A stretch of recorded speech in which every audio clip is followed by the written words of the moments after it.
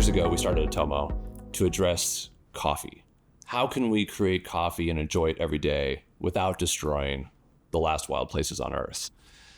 And so I went down to the Amazon and I went to go see for myself where coffee is moving to supply your coffee habit. If you drink 2 cups of coffee a day, it takes 20 trees. So I went down to the Amazon to find out, where are these 20 trees moving to? Where can I see them? And I hopped on a motorcycle with 2 coffee growers and we went up a dirt path into the Amazon. And what I saw was pretty shocking: massive deforestation. And that's why we thought there has to be a better way to create coffee without all the environmental harm.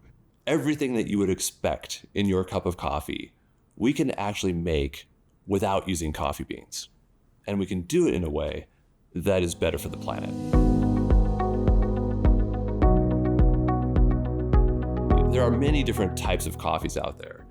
What we've done that's unique is that we've actually replicated coffee at a molecular level. So we went down and said, how can we really look at the compounds that contribute to aroma and flavor and taste? And how can we find those compounds in ingredients that are better for the planet? Some of those attributes in coffee that you might enjoy or you might not enjoy, like bitterness. How can we get a coffee bitterness? The acidity, that mouthfeel, even coffee breath. How can you replicate coffee breath? And so what we've done is we've found all of these different ingredients that contribute. We call them precursors. So we look at an ingredient like fenugreek and we say, what is in fenugreek that can really evolve and create a coffee flavor or aroma? And we take these ingredients through reactions, like a thermal reaction, that's roasting. And we might soak them in like a marinade and then take them through a reaction. And so there's many different techniques and intellectual property that we've developed over the last 5 years where we really use our patented process to be able to react the ingredients and generate the compounds that we're targeting. We launched our factory in Seattle. We call it a roastery. It is just like a coffee roastery. In fact, we have a coffee roaster in our factory. And what we can do there is create coffee grounds. And these are grounds that can be used in a professional espresso machine. They can be used in your pour over drip machine. They could be used in a pod. They could be used for a ready to drink cold brew can. So really it is our goal to replicate every experience of coffee. When we looked at sourcing ingredients for beanless coffee, our first thought was do no harm. Like find ingredients that we can actually use that would be better for the planet.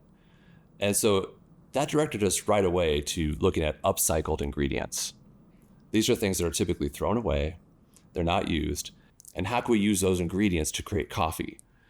And it really comes from some very unexpected ingredients. Things like date pits, fenugreek, sunflower, millet, guava, lemon. Like these are not things you would typically associate with coffee. Yet when you put them all together, what we get are tasting notes of dark chocolate, graham cracker, really positive tastes that when blended together, we create something that's really unique. It does contain caffeine. We now use caffeine from a decaffeinated green tea. So if you've ever had a green tea that has no caffeine, that's because they remove the caffeine through a decaffeination process. We use that caffeine in our coffee to dose it exactly at 100 milligrams.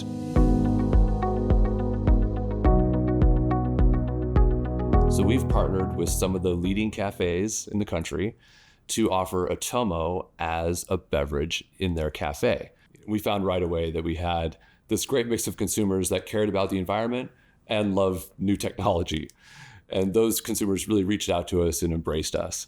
And now we're going a bit wider, and we're actually now talking to just all coffee consumers. What we're finding is that consumers can change their coffee habits, and they can do something better for the planet every day without any sacrifice. Coffee is going through a large transformation over the next 30 years.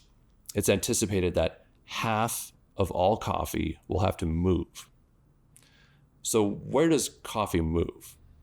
And it's moving because of climate change. So typically it's too hot where it is today. So coffee is moving uphill. So with half the coffee moving over the next 30 years, there's a considerable amount of deforestation that's going to occur. So the amount of biodiversity loss and deforestation, all in the name of coffee, is something that we are avidly trying to avoid. Knowing that half the coffee has to move, we think that there's a huge opportunity for us to be able to work with the coffee industry to find solutions that satisfy customers. Already today, we have been approached by almost every leading coffee company in the world has called us. And we've met with them, and their innovation teams have tried our coffee, and we're having those conversations today about how can they offset coffee. When we talk to large coffee companies about coffee without the bean, it really blows their mind. They have a hard time believing it. And it's not until they taste it that you can see the light bulb go off, that they understand, like, this is possible. We like to think about the coffee industry as our partner. And we think that we are writing a love letter to coffee.